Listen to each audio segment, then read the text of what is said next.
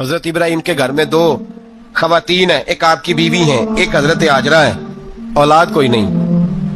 بڑا میوہ ہے میٹھا، گھر وہی آباد ہوتا ہے جس میں بچے روتے ہیں، گھر ہوتا ہی وہ ہے جس میں بچوں کی چنچناہٹ ہوتی ہے، پھن بناہٹ ہوتی ہے۔ حضرت ابراہیم نے ایک بچہ روتے ہوئے دیکھا تو آنکھوں میں آنسو آئے، کہنے لگے ربی حب لی من الصالحین، یا اللہ مجھے بھی نیک اولاد عطا کر دے۔ حضرت سارہ نے سن لیا، کہنے لگی ابراہیم شاید میرے بطن سے تو آپ کو نصیب نہیں، ہاجرہ سے نکاح کر لو۔ جناب ہاجرہ سے نکاح ہوا۔ اللہ تو بڑا بے نیاز ہے، رب کریم نے حضرت اسماعیل جیسا خوبصورت بیٹا عطا فرمایا۔ بیٹا کالا سیاہ بھی ہو تو سینے کی ٹھنڈک ہوتا ہے، پر یہ تو وہ بیٹا ہے جس کی پیشانی میں نور محمدی چمکتا ہے صلی اللہ علیہ وسلم۔ حضرت سیدنا اسماعیل علیہ اتنے خوبصورت، اب جس بیوی کے ہاں بیٹا تھا بیٹھنا اٹھنا بھی زیادہ اس کے پاس، آنا جانا بھی اس کے پاس، توجہ ادھر ہو گئی۔ جناب سارا رشک کرنے لگی، ایک دن کہنے لگی اسے چھوڑ آ جنگل میں، وادی غیر ذی زرع مکے کے پاس۔ بھائی ایک بیٹا عالم دین بنا لو، کہنے لگا روٹی کہاں سے کھائے گا؟ تیرے 5 بیٹے ہیں، کو حافظ قرآن بنا، کہتے روٹی کہاں سے کھائے گا؟ وہ بچہ بھی کہتا ہے میں کہاں سے کھاؤں گا؟ حضرت ابراہیم علیہ السلام تو چند مہینے کا بچہ چھوڑ آئے، تو کہاں سے روٹی کھائی حضرت اسماعیل نے؟ کہاں سے کھائی ان کی اماں نے روٹی؟ بھوکے مر جاتے ہیں یہ سارے۔ میں بڑی ذمہ داری سے کہا کرتا ہوں کہ جتنی خوبصورت روٹی اللہ کریم دین کے خادموں کو عطا کرتا ہے شاید کسی اور کے نصیب ہوتی ہو، لیکن ہم لوگ توجہ ہی نہیں کر رہے، ہمارا ذوق ہی نہیں بن رہا، ہم یہ محنت ہی نہیں کر رہے کہ قوم کو مستند علماء کی ضرورت ہے، علاقوں کے علاقے خالی ہیں، ادھر ہمارا مزاج ہی نہیں بن رہا، توجہ ہی نہیں دین کی خاطر۔ اور پھر چلے بچے تو بعد کی بات ہے نا، جو ابھی خود جوان ہے وہ بھی تو یہ دعا، ایک صاحب مجھے کہنے لگے میں دعا مانگ رہا ہوں اللہ مجھے بیٹا دے تو میں اسے دین پہ لگاؤں گا، تو میں نے کہا آپ بھی بوڑھے نہیں ہوئے، آپ خود ہی لگ جائیں، بیٹا تو ابھی آئے گا تو لگے گا نا، تو آپ تو اس وقت ہے تو آپ تو پہلے لگے نا صاحب، 2 گھنٹے تو نکال کے آئے، دین سیکھنے کو کافی ہے۔ آپ اتنی لمبی سوچ رہے ہیں کہ بچہ آئے گا تو بڑا ہوگا تو وہ جائے گا تو دیکھی جائے گی، ابھی تو آپ ہیں تو آپ تو آؤ۔ حضرت ابراہیم نے بچہ وہاں چھوڑا۔ یہاں سے جو عمرہ کرنے لوگ جاتے ہیں نا، جو حج کرنے جاتے ہیں، ان کو پتا ہے کہ وہاں دنیا کی ہر نعمت ملتی ہے، پھر بھی ڈبل ٹرپل پیسے لوگ جیبوں میں ڈال کے جاتے ہیں۔ حضرت ابراہیم جب وہاں لے کے گئے تو کوئی انسان نہیں تھا، پانی کا قطرہ نہیں تھا، 2 کلو کھجوریں، ایک مشکیزہ، بیوی کو تھمایا۔ ہمارے گھر میں ہزاروں چیزیں پڑی ہیں، لیکن وہ جو توکل ہے نا وہ ختم ہو گیا ہے۔ اللہ دے گا، حلال حلال پہ قناعت کرے، جائز جائز پہ بھروسہ کرے، رب کریم عطا کرنے والا ہے، وہ مزاج ختم ہو گیا۔ حضرت سیدنا ابراہیم علیہ السلام 2 کلو کھجوریں، ایک مشکیزہ پانی کا دے کر کے، اور وہاں بٹھایا آپ نے اپنے بچے کو اور اپنی زوجہ جناب ہاجرہ کو، اور بٹھا کر کے یہ واپس پلٹنے لگے تو حضرت ہاجرہ سلام اللہ علیہ نے آواز دی، کہا ابراہیم کس کے سہارے پہ چھوڑ کے جا رہے ہیں؟ جہاں آب زمزم کا کنواں ہے نا، جو لوگ گئے ہیں جنہوں نے صفا مروہ کی صحیح کی ہے، صفا مروہ سے باہر نکلے نا، سرکار کی ولادت کا مقام ہے، اس جگہ پہ آب زمزم کا کنواں تھا، وہاں حضرت سیدنا ہاجرہ کو بٹھایا، کوئی چیز نہیں، کوئی درخت نہیں، کوئی کھیت نہیں، کوئی پانی نہیں، کوئی کنواں نہیں، وہاں بٹھایا اور بٹھا کر کے نکلنے لگے تو جناب ہاجرہ فرمانے لگی ابراہیم کس کے سہارے پہ چھوڑ کے جا رہے ہو؟ کہنے لگے اللہ کے سہارے پہ۔ تو پاک باز بی بی نے ایک لفظ پوچھا، کہا ابراہیم یہ میرے رب کا حکم ہے، یہ میرے، بس جن کا عقیدہ توحید مضبوط ہو ان کے لیے ایک جملہ کافی ہوتا ہے، یہ میرے اللہ کا حکم ہے۔ تو جناب ابراہیم علیہ السلام فرمانے لگے ہاجرہ ہاں رب کا حکم ہے۔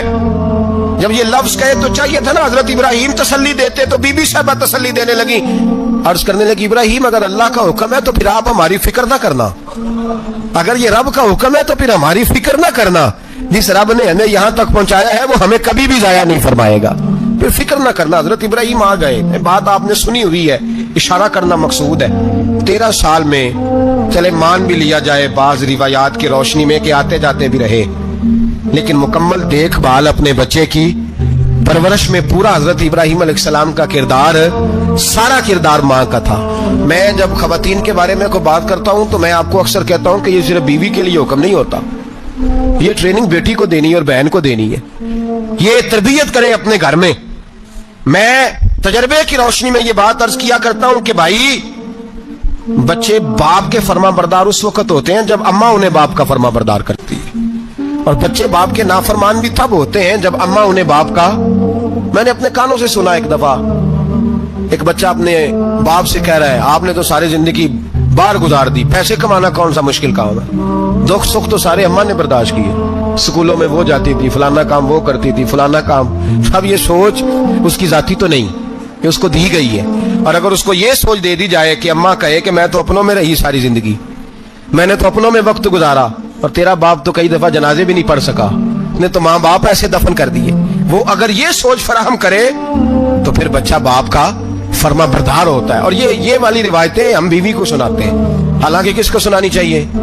بولیے، بہن اور بیٹی کو، بہن اور بیٹی کو سنائیں یہ باتیں، ان کو سمجھائیں، تاکہ آگے جا کے وہ جو گھر ترتیب دے وہ گھر بڑا عمدہ اور نکھرا ہوا ہو۔ حضرت سیدنا ابراہیم 13 سال کے بعد آئے، چونکہ گھر میں اللہ تبارک و تعالیٰ کی دوستی کا چرچا تھا، اللہ تبارک و تعالیٰ کی محبوبیت کا غلبہ تھا۔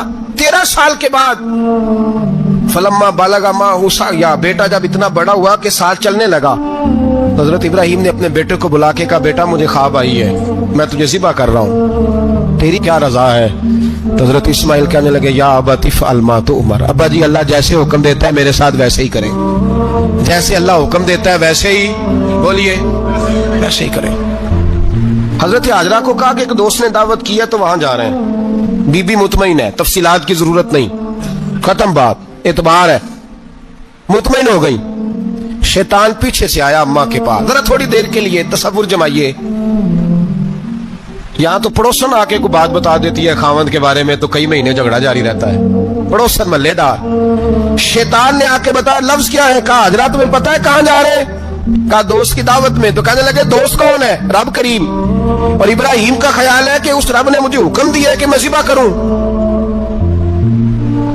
تو حضرت حاجرہ کہنے لگی کبھی باپ بھی بیٹا ذبح کرتے ہیں؟ تو شیطان کہنے لگا ان کا خیال ہے کہ ان کے رب نے حکم دیا ہے۔ جناب حاجرہ فرمانے لگی اگر رب نے حکم دیا تو پھر تو مجھے شیطان لگتا ہے، تو مجھے شیطان لگتا ہے۔ کہا کیا مطلب؟ فرمانے لگی اگر رب کریم کا حکم ہے تو میرے پاس ایک اسماعیل ہے، اگر 1000 بھی ہوتے میں سارے اللہ کے راستے میں پیش کر دے دیتی، مالک کا ہی تو ہے سارا کچھ، اسی کا ہے، اس میں لیت اللہ کی کیا گنجائش؟ حضرت سیدنا ابراہیم علیہ السلام نے بیٹے کے حلق پہ چھری رکھ بھی دی اور چھری چلا بھی دی، رکھ بھی دی، اور وہ تو اللہ کریم نے فرمایا یا ابراہیم قد صدقت الرؤیا، ابراہیم تو نے خواب سچا کر دکھایا، وہ قیامت تک تیرا نام رہے گا۔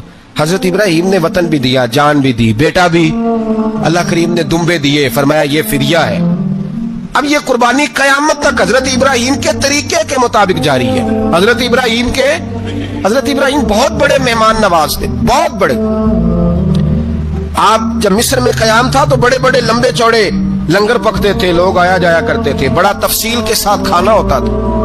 مہمان نوازی آپ کی خاص صفت مبارکہ ہے، ہمارے ہاں بھی مہمان نوازی ہوتی ہے امیروں کی، بلکہ اب تو مہمان نوازی اس طرح کی ہے کہ کل تیری میرے پاس دعوت ہے اور پرسوں میری تیرے پاس ہے، وہی امیروں میں وہ چکر رہتا ہے، پارٹیاں دوست ایک دوسرے کو ڈالتے ہیں، تیری طرف پارٹی تیری طرف، اور اسی انداز میں اب یہ عید آئے گی نا ٹکا پارٹیاں ہوں گی جگہ جگہ، اور لوگ سوال پوچھنے لگے ابھی سے، کہتے ہیں قربانی کا کتنا گوشت گار رکھنا جائز ہے، قربانی کا کتنا گوشت گار رکھنا جائز ہے؟ سارا ہی جی، اس لیے فریزر لے لیں، فریج سے نہیں کام چلے گا، سارا ہی جہاز رکھنا سارا ہی جائز ہے، رکھ لیں۔ اور خدا کے بندے، قربانی وہ بندہ دیتا ہے جو سارا سال ہی گوشت کھاتا ہے، صحیح کہہ رہا ہوں؟ قربانی صاحب نصاب، صاحب استطاعت بندہ دیتا ہے نا، تو وہ سارا سال ہی گوشت، تو سارا گھر میں رکھنا بھی جائز ہے، لیکن سارا دے دینا بھی، تو جو آ رہی ہے اس پہ کیوں توجہ کرتے ہو؟ جو دوسرا جائز ہے اس پہ کیوں نہیں عمل کرتے؟ سارا تقسیم کر دیں، بات ختم ہوئی۔ یقین کریں محرم میں جا کے دوست ٹیلی فون کر کے سوال پوچھتے ہیں، کہتے ہیں صاحب سنا ہے قربانی کا گوشت محرم میں کھانا جائز نہیں، میں کہ نہیں ربیع الاول چ بھی جائز جے، رجب رمضان تک کھاؤ، کوئی بندہ نہیں منع کرتا، اس لیے کہ کسی کو دینا تو پسند ہی نہیں، یا پھر اس میں سے جو خاص چیزیں ہیں وہ اپنی فریج میں اور باقی جو ہے وہ دوسروں کے لیے۔ یہ کیا طریقہ ہے ہمارا؟ قربانی اسلام کا ایک خوبصورت ترین عمل ہے، یہ محبوب ترین عبادت ہے اللہ تعالیٰ کی۔ قربانی اپنی فضیلت کے لحاظ سے، عظمت کے لحاظ سے، اپنی بلندیوں کے لحاظ سے دین میں بڑا مقام رکھتی، لیکن ہر چیز کا رنگ روپ بدل دیا جاتا ہے نا، چونکہ قربانی چلی آ رہی تھی حضرت ابراہیم خلیل اللہ علیہ السلام سے، تو اہل عرب جو تھے مشرکین مکہ قربانی کا تعارف وہ بھی رکھتے تھے، پر وہ قربانی کی حقیقت کو، قربانی کی حکمت کو، قربانی کے حسن کو، قربانی سے پھوٹنے والی روشنی کو سمجھنے سے ناآشنا تھے۔ وہ کیا کرتے تھے کہ جب وہ کوئی قربانی کا جانور ذبح کرتے تو اس کا جو خون ہوتا وہ بیت اللہ شریف کی دیواروں کے ساتھ مل دیتے۔ قربانی کے جانور کا جو گوشت ہوتا وہ لا کے بتوں کے سامنے رکھتے کہ یہ خون کعبے کی دیوار سے خون ملنے سے اور بتوں کے آگے گوشت رکھنے سے شاید ہماری قبولیت ہو جائے گی، ہم نے جانور ذبح کیا ہے۔ کمال ہے میرے رب کریم کی کتاب کا انداز بھی۔ قرآن مجید مختصر الفاظ کے اندر، مختصر جملوں کے اندر، اجمال کے اندر اتنی بڑی تفصیل بیان کر دیتا ہے کہ انسان کے ذہن کے، دل کے، دماغ کے دریچے کھل جاتے ہیں۔ اللہ کھانے پینے سے پاک ہے، بے نیاز ہے مالک۔ رب کریم نے فرمایا لن ینال اللہ لحومہا، فرمایا ہرگز نہیں پہنچتا اللہ کی بارگاہ میں تمہارا گوشت، ولا دماؤہا، اور نہ ان کے خون، نہ اس جانور کا گوشت اللہ کی بارگاہ میں پہنچتا ہے، نہ خون پہنچتا ہے۔ تو مالک پہنچتا کیا ہے؟ ولیکن ینالہ التقوی منکم، بلکہ رب کی بارگاہ میں تو تمہارے دلوں کا تقوی پہنچتا ہے۔ تمہارے دل میں کیا ہے، تم اپنے رب کی رضا کتنی چاہتے ہو، یہ بات جاتی ہے۔ گوشت اور خون تو یہاں رہ گیا۔ فرمایا نہ اللہ کی بارگاہ میں خون پہنچ رہا ہے جانور کا، نہ گوشت پہنچ رہا ہے، دل کا تقوی پہنچ رہا ہے۔ معنی کیا ہے؟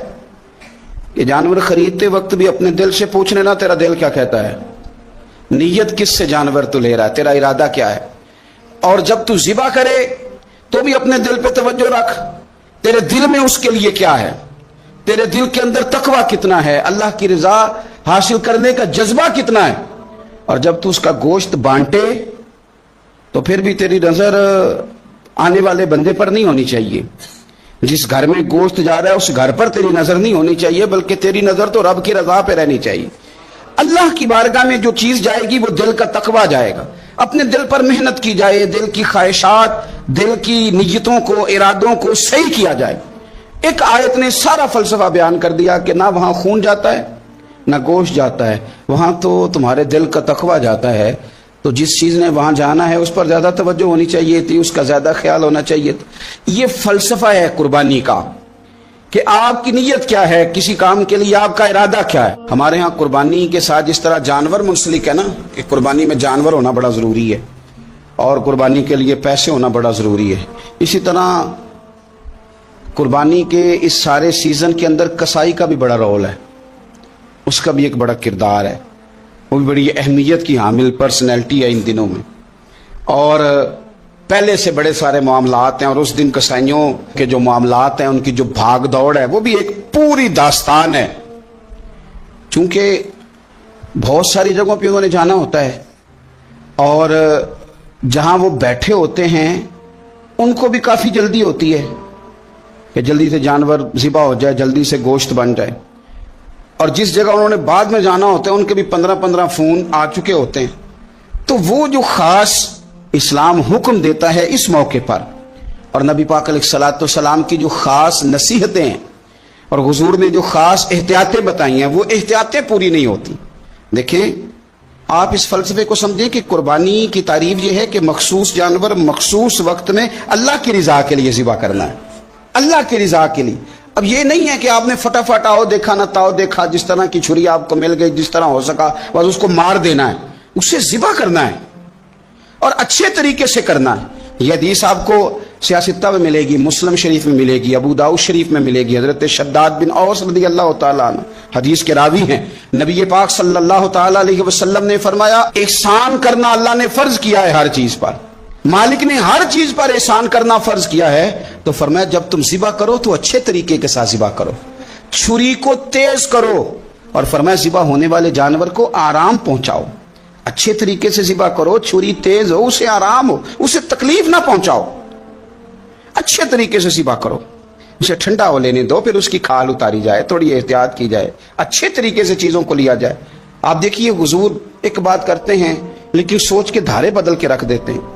رسول کریم صلی اللہ تعالی وسلم گزر رہے تھے تو ایک شخص نے بکری کے پہلو پر پیر رکھا ہوا تھا اور وہ چھری تیز کر رہا تھا، یعنی بکری کو اس نے گرایا ہوا ہے، لٹایا ہوا ہے اور پہلو پر پیر رکھا ہوا ہے اور ساتھ ساتھ وہ چھری تیز کر رہا ہے۔ اور نبی پاک صلی اللہ تعالی علیہ وسلم نے کیا خوبصورت بات ارشاد فرمائی. حضور علیہ الصلوۃ والسلام فرمانے لگے تم اس سے 2 موتیں دینا چاہتے ہو, دوہری تکلیف میں گویا تم مبتلا کرنا چاہتے ہو, اس کے سامنے ہی تم چھریاں تیز کر رہے ہو. حضور فرمانے لگے 2 موتیں دینا چاہتے ہو, چاہیے تھا کہ پہلے سے یہ سارے اوزار تمہارے تیار ہوتے تو اس دن کسی ایمرجنسی کا شکار نہ ہو. 3 دن شریعت نے اسی لیے تو رکھے تھے, اسی لیے تو وقت رکھا تھا. آپ اس طرح کا کوئی ماحول نہ بنائیں جس سے جانور کو بھی تکلیف ہو, اذیت ہو. میں نے کہا کہ میرے کریم فرماتے ہیں رب نے ہر چیز پر احسان کرنا فرض کیا.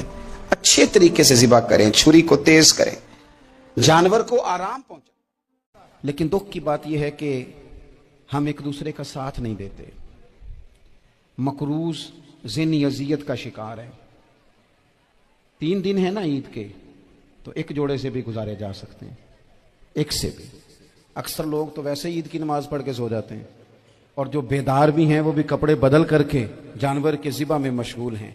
ہم نے اس عید پہ کوشش کرنی ہے کہ ہماری گلی میں, ہمارے محلے میں, ہمارے دائیں بائیں تھوڑا سفر کریں, بچوں کو دیکھیں, سرکاری سکول سے نکلتے بچوں کو دیکھیں, مساجد مدارس سے نکلتے بچوں کو دیکھیں. ہم نہ 1-1, 2-2 کا ساتھ دیں. میں نے جمعے میں امیر لوگوں سے کہا تھا کہ قربانیاں کرنی تو ہے ہی, تو تم تو سارا سال گوشت کھاتے ہو. کیا آپ کو بتاؤں کہ ہم اس وطن میں رہتے ہیں جہاں فریج اور فریزر بڑی سے پہلے زیادہ بکتے ہیں. فریج نہیں لے آؤ, بڑی لے آؤ, چونکہ گوشت سیو کرنا ہے, سارا سال بھی تو ملتا ہے نا امیروں. میں نے تو کہا تھا اس گاؤں میں لے جاؤ جہاں قربانی کوئی نہیں کر رہا, ذبح ہی وہاں جا کے کر لو. تھوڑی سی گنجائش بنائیں اپنے دلوں میں.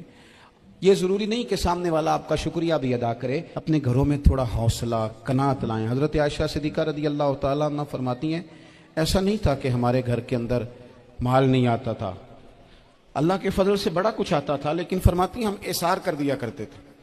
حضور کا مزاج اثار کر دینے کا ہے. یاد رکھنا, شمع سے اگر کئی شمع جل جائیں تو اس کی روشنی میں کبھی کمی نہیں آتی. ہزاروں دیے بھی جل جائیں تو یہ دیے ماند نہیں پڑتے. مہنگائی بڑی زور کی ہو گئی, غریب آدمی کی آزمائش بڑھ گئی. ہمیشہ مہنگائی سے غریب لوگ متاثر ہوتے ہیں. امیروں کی تو چیزیں مہنگی ہو جاتی ہیں, وہ تو سنگل انہوں نے جمع کی ہوتی ہیں, مہنگی ہوتی ہیں تو ڈبل میں بیچتے ہیں. غریب پستا ہے. لیکن دکھ کی بات یہ ہے کہ ہم ایک دوسرے کا ساتھ نہیں دیتے. مقروض ذہنی اذیت کا شکار ہے. 3 دن ہے نا عید کے, تو ایک جوڑے سے بھی گزارے جا سکتے ہیں, ایک سے بھی. اکثر لوگ تو ویسے عید کی نماز پڑھ کے سو جاتے ہیں, اور جو بیدار بھی ہیں وہ بھی کپڑے بدل کر کے جانور کے ذبح میں مشغول ہیں. ہم نے اس عید پہ کوشش کرنی ہے کہ ہماری گلی میں, ہمارے محلے میں, ہمارے دائیں بائیں تھوڑا سفر کریں, بچوں کو دیکھیں, سرکاری سکول سے نکلتے بچوں کو دیکھیں, مساجد مدارس سے نکلتے بچوں کو دیکھیں. ہم نہ 1-1, 2-2 کا ساتھ دیں. یہ جتنی سیاسی جماعتیں کام کر رہی ہیں, جن کی حکومت تھی, جن کی ہے, پتہ نہیں کل کس کی آئے گی. میں تو ذاتی طور پر ان سے پورا مایوس ہوں. مجھے تو نہیں لگتا کہ جتنے لوگ آج تک حکومت کر چکے ہیں, بار بار آتے ہیں یا پچھلی حکومت گئی ہے, ان کے پاس کوئی پلان ہی نہیں ہے. یہ تو بیچارے ایک دوسرے کی ٹانگیں کھینچنے کے علاوہ نہ کچھ کر سکے ہیں, نہ امید ہے کچھ کریں گے. لیکن غریب کی تکلیف بڑھ گئی ہے. میرے پاس 20 لوگ آتے ہیں, آتے تو وہ دعا کا کہنے ہیں, آتے تو صرف یہ بتانے ہیں کہ اس مشکل میں ہوں, دعا کرنا. لیکن دوستو, لوگوں کی باتیں سن کے بڑی تکلیف ہوتی ہے. ہم کیا کسی کی مدد کر سکتے ہیں؟ ہمارے لیے تو مدارس چلانے مشکل ہیں, لیکن لوگ اذیت کا شکار ہیں. ذہنی کرب کے نیچے لوگ آ گئے, اتنی بڑی اذیتیں کھڑی کر دی گئی ہیں. تھوڑا تھوڑا دیکھو, 2 کا کھانا 3 بھی تو کھا ہی سکتے ہیں نا, 3 کا کھانا 4 بھی تو کھا ہی سکتے ہیں نا. میرے محبوب نے ہمیں یہ نہیں کہا تھا زیادہ گوشت پکانا, بلکہ رسول پاک نے تو رنگ ہی بڑا سادہ دیا ہے. کریم نے فرمایا عائشہ شوربہ ذرا زیادہ کر لو, پڑوسیوں کو بھی سالن دے دیں گے. تھوڑا شوربہ زیادہ کر لو, اسی کو بڑھا لو, تھوڑا شوربہ بڑھا لیں, تھوڑا تھوڑا ایک دوسرے کی مدد کریں, دست شفقت رکھیں. گلیوں میں سنسان لوگ, اب تو لوگ ایک دوسرے سے دکھ بھی نہیں کہتے, وہ کہتے ہیں دینا کسی نے ہے کچھ نہیں, اور تماشا الگ سے بن جائے گا. دوستو, ہم نے خود ایک دوسرے کا ہاتھ بٹانا ہے. جو لوگ صاحب ثروت ہیں, دیکھو ایک ہی باپ کی اولاد ہوتی ہے, ایک کو اللہ بڑا نواز دیتا ہے, 2-3 کمزور رہ جاتے ہیں. اس کو چاہیے وہ دوسروں پہ دست شفقت رکھے. ایک گلی میں سارے لوگ ایک ہی قبیلے کے, ایک ہی علاقے کے, ایک آگے نکل گیا ہے, اسے چاہیے وہ دوسروں کا خیال کرے. عزیز بھائیوں, ہم نے اس کمر توڑ مہنگائی کے دور میں میں نے جمعے میں امیر لوگوں سے کہا تھا کہ قربانیاں کرنی تو ہے ہی، تو تم تو سارا سال گوشت کھاتے ہو. کیا آپ کو بتاؤں کہ ہم اس وطن میں رہتے ہیں جہاں فریج اور فریزر بڑی عید سے پہلے زیادہ بکتے ہیں. فریج نہیں لے آؤ، بڑی لے آؤ، چونکہ گوشت سیو کرنا ہے. سارا سال بھی تو ملتا ہے نا امیروں. میں نے تو کہا تھا اس گاؤں میں لے جاؤ جہاں قربانی کوئی نہیں کر رہا، ذبح ہی وہاں جا کے کر لو. تھوڑی سی گنجائش بنائیں اپنے دلوں میں. یہ ضروری نہیں کہ سامنے والا آپ کا شکریہ بھی ادا کرے. حضرت عائشہ صدیقہ رضی اللہ تعالیٰ عنہ، اماں جی ایک کنیز رکھی ہوئی تھی، حضرت عثمان غنی نے دی تھی کہ آپ کی خدمت کریں گی. تو وہ کنیز کہتی ہے کہ اماں جی تو میری بھی روٹیاں پکا دیتی تھی، وہ تو میرے لیے بھی کھانے کا اہتمام کر دیتی تھی، لیکن کوئی دروازے پہ اگر مانگنے آتا تو حضرت عائشہ صدیقہ مجھے کہتی اسے خیرات دے آؤ.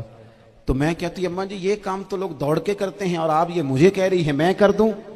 تو حضرت عائشہ فرماتی جب کوئی بندہ کسی کو دیتا ہے تو وہ شکریہ ادا کرتا ہے. میں چاہتی ہوں وہ شکریہ بھی تیرا ہی ادا کر جائے، میں نے جو اجر لینا ہے وہ رب کی بارگاہ سے لینا ہے. تو میرے بھائی اپنی زندگی میں تھوڑا سا تو دل بڑا کریں، تھوڑی تھوڑی گنجائش پیدا کریں.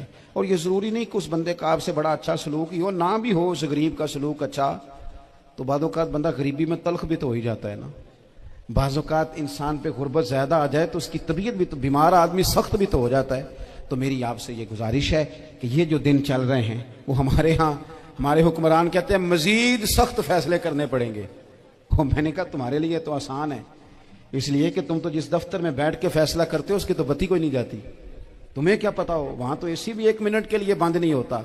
یہ تو اس سے پوچھو باپ سے کہ جو عید سے پہلے اپنی بیوی سے مشورہ کر رہا ہے کہ عید آ گئی ہے، اگر بیٹی کے گھر کپڑے نہ بھیجے تو اس کی ساس باتیں کرے گی.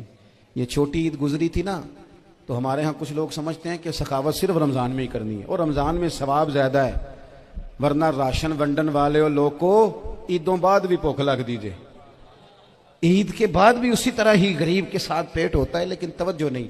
ایک تو ذوق علم پیدا کریں، ایک اپنے گھر میں اطمینان کا ماحول لائیں. تیسری گزارش یہ ہے کہ مہنگائی اور سختی کے اس دور میں اپنے مسلمان بھائیوں کا، عزیزوں کا، اہل محلہ کا ہاتھ بٹائیں، پیار کریں. تو میرے عزیز اگر لوگوں کو مسائل کا پتہ چلے تو سینکڑوں گھر بچ جائیں تباہ ہونے سے، بڑے بڑے گھر بچ جائیں، لیکن مسائل نہیں آتے. میرے پاس مسئلہ پوچھنے کے لیے کچھ لوگ آ گئے تو 4-5 سال کا بچہ بھی تھا جس کے والد نے غصے میں اپنی بیوی کو 3 طلاقیں دی تھی. تو چھوٹا سا بچہ، کپڑے بھی پھٹے پرانے، اور حالت بتا رہی تھی کہ غریبی ہے. تو جب میں نے مسئلہ بتایا کہ 3 طلاقیں ہو گئی ہیں تو واپس جانے لگے. تو بچہ مجھ سے کہتا ہے، دیہاتی آدمی تو کہنے لگا مولوی صاحب میری اماں تے نانی کہنی اصل پوچھ کے آئی آپ کہ ہن اسی لہدا لہدا ہی رہنا ہے. تو اس بچے کی نونہال کی وہ کیفیت دیکھی تو میں رو پڑا. میں نے کہا یار یہ بچہ بیچارہ ماں باپ کے ہوتے ہوئے یہ یتیموں جیسی زندگی گزارے گا کیونکہ باپ نے طلاق دے دی. کس طرح مسائل نہیں بتائے لوگوں کو، تعلیم سے آگاہی نہیں کیا. اور اس میں بہت بڑا ظلم ہے ان لوگوں کا بھی جو جنازے پہ کھڑے ہو کے تو کہہ دیتے ہیں، میری طرح کے لوگ اچھے علماء کی بات نہیں کرتا، وہ کہہ دیتے ہیں دیکھو جی لوگوں کو جنازہ نہیں آتا. بھئی آپ نے کس دن عشاء کے بعد کلاس لگائی تھی جنازہ سکھانے کی؟ یہ تو آپ نے کہہ دیا لوگوں کو قرآن جی ٹھیک نہیں آتا. تو یہاں تو بیچاری بیبیاں جن کو صحیح پڑھنا نہیں آتا وہ مشن بنا لیتی ہیں کہ میں نے اتنے 100 کو قرآن پاک پڑھانا ہے، بیوہ ہو گئی ہوں، طلاق یافتہ ہو گئی ہوں، ساری زندگی قرآن پڑھاؤں گی. ہم کیوں یہ مشن نہیں بناتے؟ کیوں اس طرف سفر نہیں کرتے؟ ایک تو دینی معلومات میں، دینی علوم میں اپنے آپ کو لگائیں اور ذوق پیدا کریں کہ جو چیزیں مجھے نہیں آتی میں نے وہ سیکھنی ہے، جو معاملات مجھے نہیں آتے میں نے ان کی طرف سفر کرنا ہے. ایک تو اپنا یہ مزاج بنائیں. اور جب آپ دینی علوم سیکھتے ہیں تو پتہ ہے کون سا منظر قائم ہوتا ہے؟ منظر وہ بنتا ہے کہ حضرت ابو ہریرہ بھی دین سیکھا کرتے تھے، حضرت عبداللہ ابن عمر بھی اصحاب صفہ میں رہا کرتے تھے، حضرت انس بن مالک بھی رہا کرتے تھے.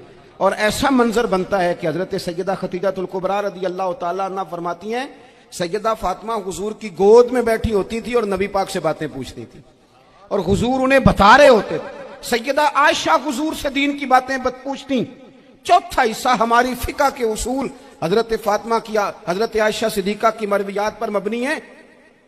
اگر ہماری بچیاں چھوڑ دیں ڈائجسٹ پڑھنا، چھوڑ دیں ادھر ادھر کی مووی دیکھنا اور وہ کتاب و سنت پر آ جائیں تو بہت سارے مسائل ایسے ہیں جو الجھنے سے پہلے ہی سلجھے ہوئے ہوں. دینی تعلیم کا مزاج اور ذوق. اور دوسری آیت کریمہ میں نے تلاوت کی، اللہ کریم نے قرآن مجید میں فرمایا یا ایھا الذین آمنوا قو انفسکم واہلیکم نارا، اے ایمان والو خود بھی دوزخ کی آگ سے بچو اور اپنے گھر والوں کو بھی بچاؤ۔ او والد، وہ ماں جو بچوں کو بھوک سے بچانے کے لیے محنت کرتی ہے، ان کو مایوسی سے بہت سارے ماں باپ ایسے ہوتے ہیں جن کے پاس کپڑے لینے کے پیسے نہیں ہوتے عید پہ، کیوں؟ اذان شروع ہوگی۔ عزیز بھائی، جس طرح ہم اپنے بچوں کو دیکھیں، بہت سارے ماں باپ کے پاس گنجائش نہیں ہوتی، لیکن اس نیت سے کہ بچوں کے دل ٹوٹ جائیں گے، عید پہ کیسے گزارا کریں گے، مشکل سے بھی کپڑے خرید کے دیتے، اس طرح ہم اپنے بچوں کو بھوک سے، پیاس سے، مایوسی سے بچاتے ہیں۔ اس طرح ہمارے رب نے ہمارے ذمے لگایا کہ تم اپنے بچوں کو کوشش کرو دوزخ کی آگ سے بچانے کی۔ حضرت عمر فاروق رضی اللہ تعالیٰ عنہ نے عرض کیا تھا، یا رسول اللہ صلی اللہ تعالیٰ علیہ وسلم، اس آیہ کریمہ کا معنی کیا ہے؟ تو محبوب کریم علیہ السلام نے فرمایا، عمر، جن چیزوں کا اللہ تمہیں حکم دیتا ہے تم اپنے گھر والوں کو ان چیزوں کا حکم دو، جن چیزوں سے رب رسول تمہیں منع کرتے ہیں اپنے گھر والوں کو ان سے روکو، اپنے گھر کے اندر نفاذ دین کرنے کی کوشش کرو۔ میرے بھائی، بہت زیادہ آزمائش ہے ہمارے گھروں میں، بے چینیاں ہیں، اضطراب ہے، بچوں میں سختی ہے، بہن بھائی ایک دوسرے کے ساتھ لڑتے ہیں، مزاجوں میں تلخی آ گئی، کیوں بھلا؟ اس لیے کہ ماں باپ کو جو بہترین کردار اور جو حسین طریقہ گھر میں اپنانا چاہیے تھا، بچے تقریر باہر سے سنتے ہیں لیکن وہ فالو اپنے ماں باپ کو کرتے ہیں۔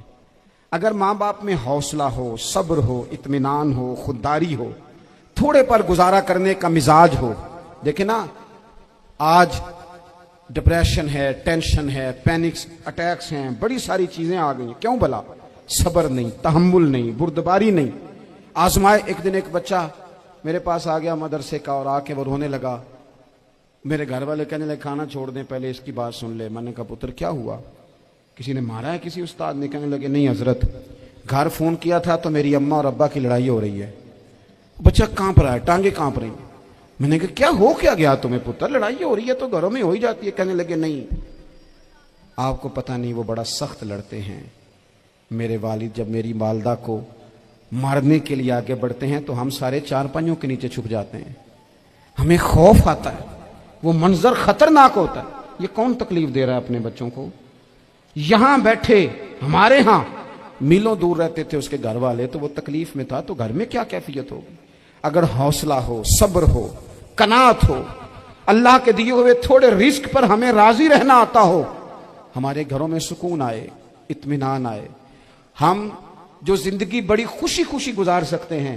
ہمارے مزاجوں کا لالچ، ہماری طبیعتوں کی بے راہ روی، ہماری جھوٹی انا کا بت، ان ساری چیزوں کو ختم کر دیتا ہے۔ اپنی زندگی کے اندر اگر ہم وہ کردار اپنے بچوں کو دیں، تھوڑا شوربہ بڑھا لیں، تھوڑا تھوڑا ایک دوسرے کی مدد کریں، دست شفقت رکھیں۔ گلیوں میں سنسان لوگ، اب تو لوگ ایک دوسرے سے دکھ بھی نہیں کہتے، وہ کہتے ہیں دینا کسی نے ہے کچھ نہیں، اور تماشا الگ سے بن جائے گا۔ دوستو، ہم نے خود ایک دوسرے کا ہاتھ بٹانا ہے۔ جو لوگ صاحب ثروت ہیں، دیکھو ایک ہی باپ کی اولاد ہوتی ہے، ایک کو اللہ بڑا نواز دیتا ہے، دو تین کمزور رہ جاتے ہیں، اس کو چاہیے وہ دوسروں پہ دست شفقت رکھے۔ ایک گلی میں سارے لوگ ایک ہی قبیلے کے، ایک ہی علاقے کے، ایک آگے نکل گیا ہے، اسے چاہیے وہ دوسروں کا خیال کرے۔ عزیز بھائیوں، ہم نے اس کمر توڑ مہنگائی کے دور میں، میں نے جمعے میں امیر لوگوں سے کہا تھا کہ قربانیاں کرنی تو ہے ہی، تو تم تو سارا سال گوشت کھاتے ہو۔ کیا آپ کو بتاؤں کہ ہم اس وطن میں رہتے ہیں جہاں فریج اور فریزر بڑی عید سے پہلے زیادہ بکتے ہیں۔ فریج نہیں لے آؤ، بڑی لے آؤ، چونکہ گوشت سیو کرنا ہے، سارا سال بھی تو ملتا ہے نا امیروں۔ میں نے تو کہا تھا اس گاؤں میں لے جاؤ جہاں قربانی کوئی نہیں کر رہا، ذبح ہی وہاں جا کے کر لو، تھوڑی سی گنجائش بنائیں اپنے دلوں میں۔ یہ ضروری نہیں کہ سامنے والا آپ کا شکریہ بھی ادا کرے۔ حضرت عائشہ صدیقہ رضی اللہ تعالیٰ عنہ، اماں جی ایک کنیز رکھی ہوئی تھی، حضرت عثمان غنی نے دی تھی کہ آپ کی خدمت کریں گی، تو وہ کنیز کہتی ہے کہ اماں جی تو میری بھی روٹیاں پکا دیتی تھی، وہ تو میرے لیے بھی کھانے کا اہتمام کر دیتی تھی، لیکن کوئی دروازے پہ اگر مانگنے آتا، حضرت عائشہ صدیقہ مجھے کہتی اسے خیرات دے آؤ، تو میں کہتی اماں جی یہ کام تو لوگ دوڑ کے کرتے ہیں اور آپ یہ مجھے کہہ رہی ہے میں کر دوں؟ تو حضرت عائشہ فرماتی جب کوئی بندہ کسی کو دیتا ہے تو وہ شکریہ ادا کرتا ہے، میں چاہتی ہوں وہ شکریہ بھی تیرا ہی ادا کر جائے، میں نے جو اجر لینا ہے وہ رب کی بارگاہ سے لینا ہے۔ تو میرے بھائی اپنی زندگی میں تھوڑا سا تو دل بڑا کریں، थोड़ी थोड़ी गुंजाइश पैदा करें। और ये ज़रूरी नहीं कि उस बंदे का आपसे बड़ा अच्छा सलूक ही हो, ना भी हो उस गरीब का सलूक अच्छा, तो बाद औक़ात बंदा गरीबी में तल्ख भी तो हो ही जाता है ना। बाज़ औक़ात इंसान पे गुर्बत ज़्यादा आ जाए तो उसकी तबीयत भी तो, बीमार आदमी सख्त भी तो हो जाता है। तो मेरी आपसे ये गुजारिश है कि ये जो दिन चल रहे हैं वो हमारे यहाँ हमारे हुक्मरान कहते हैं मज़ीद सख्त फैसले करने पड़ेंगे। वो मैंने कहा तुम्हारे लिए तो आसान है, इसलिए कि तुम तो जिस दफ्तर में बैठ के फैसला करते हो उसकी तो बत्ती कोई नहीं जाती, तुम्हें क्या पता हो, वहां तो एसी भी 1 मिनट के लिए बंद नहीं होता। ये तो उससे पूछो बाप से कि जो ईद से पहले अपनी बीवी से मशवरा कर रहा है कि ईद आ गई है, अगर बेटी के घर कपड़े ना भेजे तो उसकी सास बातें करेगी। ये छोटी ईद गुजरी थी ना, तो हमारे यहाँ कुछ लोग समझते हैं कि सखावत सिर्फ रमज़ान में ही करनी है, और रमज़ान में सवाब ज़्यादा है, वरना राशन वंडन वाले और लोग को ईदों बाद भी भूख लग दीजिए, ईद के बाद भी उसी तरह ही गरीब के साथ पेट होता है, लेकिन तवज्जो नहीं। एक तो ज़ौक़ इल्म पैदा करें, एक अपने घर में इत्मीनान का माहौल लाएं।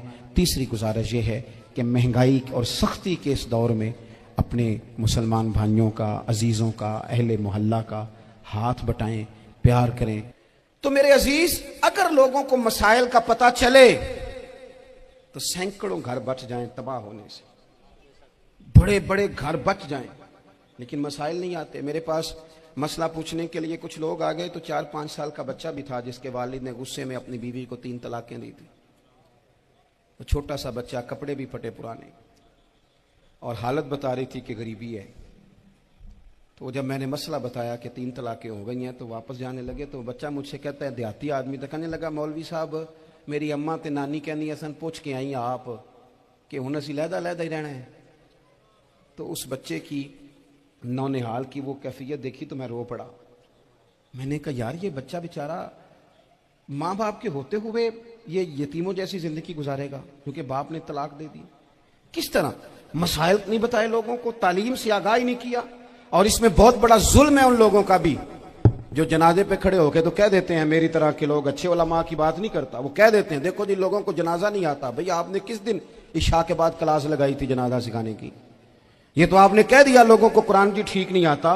तो यहां तो बेचारी बीबियां जिनको सही पढ़ना नहीं आता वो मिशन बना लेती हैं कि मैंने इतने 100 को कुरान पाक पढ़ाना है, बेवा हो गई हूं, तलाक याफ्ता हो गई हूं, सारी जिंदगी कुरान पढ़ाऊंगी। हम क्यों ये मिशन नहीं बनाते, क्यों इस तरफ सफर नहीं करते? एक तो दीनी मालूमात में, दीनी उलूम में अपने आप को लगाएं और ज़ौक़ पैदा करें कि जो चीज़ें मुझे नहीं आती मैंने वो सीखनी है, जो मामलात मुझे नहीं आते मैंने उनकी तरफ सफ़र करना है। एक तो अपना ये मिजाज बनाएं। और जब आप दीनी उलूम सीखते हैं तो पता है कौन सा मंजर कायम होता है? मंजर वो बनता है कि हज़रत अबू हुरैरा भी दीन सीखा करते थे, हज़रत अब्दुल्ला इब्न उमर भी असहाबे सुफ़ा में रहा करते थे, हज़रत अनस बिन मालिक भी रहा करते थे। और ऐसा मंजर बनता है कि हज़रत सैयदा खतीजातुल कुबरा रज़ी अल्लाह तआला अन्हा फरमाती हैं, सैयदा फातिमा हुजूर की गोद में बैठी होती थी और नबी पाक से बातें पूछती थी और हुजूर उन्हें बता रहे होते थे। सैयदा आयशा हुजूर से दीन की बातें पूछती। चौथा हिस्सा हमारी फिका के उसूल हजरत फातिमा की, हजरत आयशा सिद्दीका की मरवियात पर मबनी है। अगर हमारी बच्चियां छोड़ दें डाइजेस्ट पढ़ना, छोड़ दें इधर उधर की मूवी देखना और वो किताबों सुन्नत पर आ जाएं, तो बहुत सारे मसाइल ऐसे हैं जो उलझने से पहले ही सुलझे हुए हों। दीनी तालीम का मिजाज और ज़ौक़।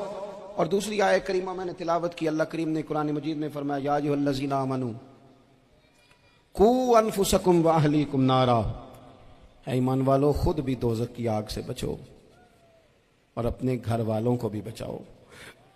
ओ वालिद, वो माँ जो बच्चों को भूख से बचाने के लिए मेहनत करती है, उनको मायूसी से बहुत सारे माँ बाप ऐसे होते हैं जिनके पास कपड़े लेने के पैसे नहीं होते ईद पे। क्यों? अजान शुरू होगी।